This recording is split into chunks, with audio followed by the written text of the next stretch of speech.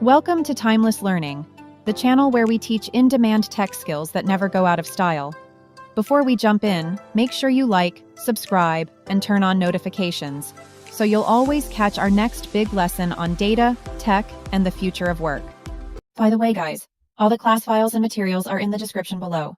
If you don't see them there, just check the comments section. I've dropped the links there too. Alright, so before we get started, I wanted to remind you that you can find the data that we're going to be working with in this tutorial in the description. You can go and download it from my GitHub. Now, the two tables I'm going to be looking at are Apocalypse Sales and Purchase Tracker. And if you've ever created any visualizations, you've probably seen something like this where you'll have the store and the price, and this is the things that we actually bought. So this is the total amount of Apocalypse prepping equipment that we bought. And we'll put the store in this legend right here. And you've probably seen something like this. And if you're anything like me, you're going to be in a meeting and you're going to be presenting this, and some higher up is going to be like, hey, Alex, that looks great, but I want to, see what things we actually bought in Target and how much this costs. Can you create a visualization for that? And you're going to be like, well, I could, or I could use drill down. And so you could have done this in the first place, which you should have.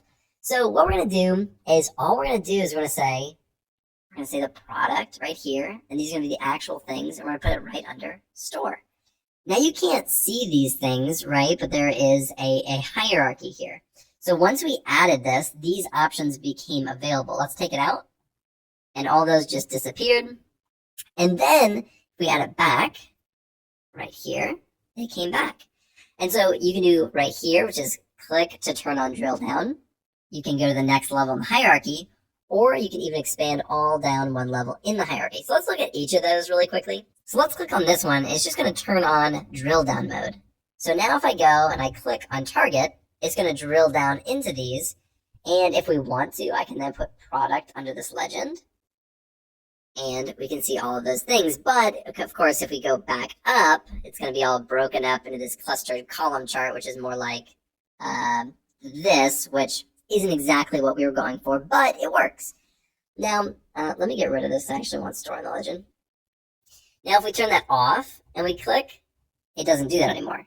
So what it does now is it just highlights Walmart, it highlights Costco, it highlights Target. So we're going to keep that on, but we can also do something called going down the next level of hierarchy. So let's click on that. And so now this is going to go down to the next level, down to this product level, because that is the next level. And now it's going to show us each of those things, but it's going to have it broken out by the store. And so it's a completely different visualization, but all within the same realm of the data that we're looking at and what we actually care about.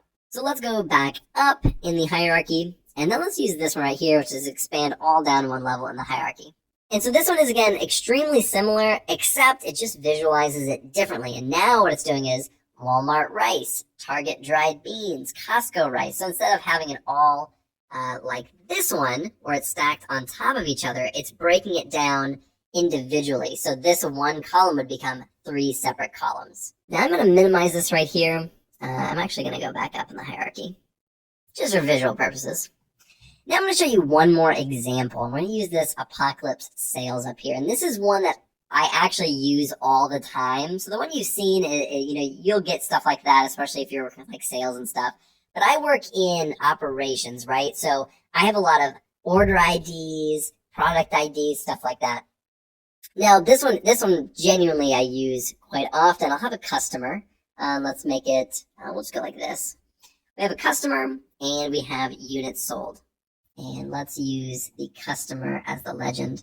So let's make this one quite a bit larger. And I'll have something like this, and they'll say, okay, well, we want to see the order IDs that go with it, because we want to know what orders are actually happening for each of these people.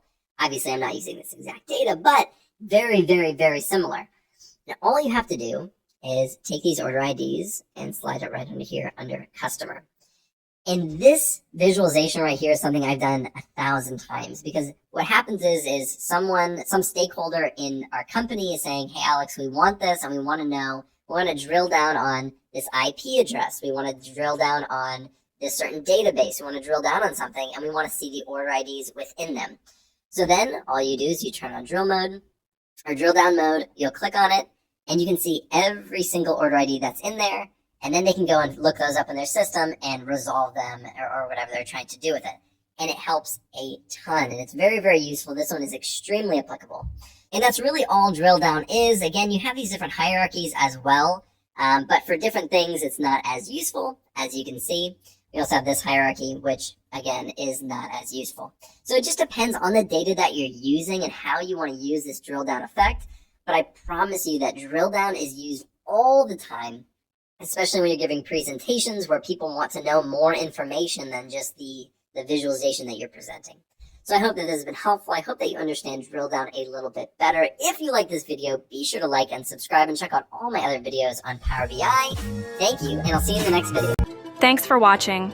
If you found this helpful, please like, comment, and share this video with someone who's learning too. Don't forget to subscribe and tap the bell icon so you never miss another skill-packed lesson from Timeless Learning. Remember, the best investment you can make is in your own knowledge.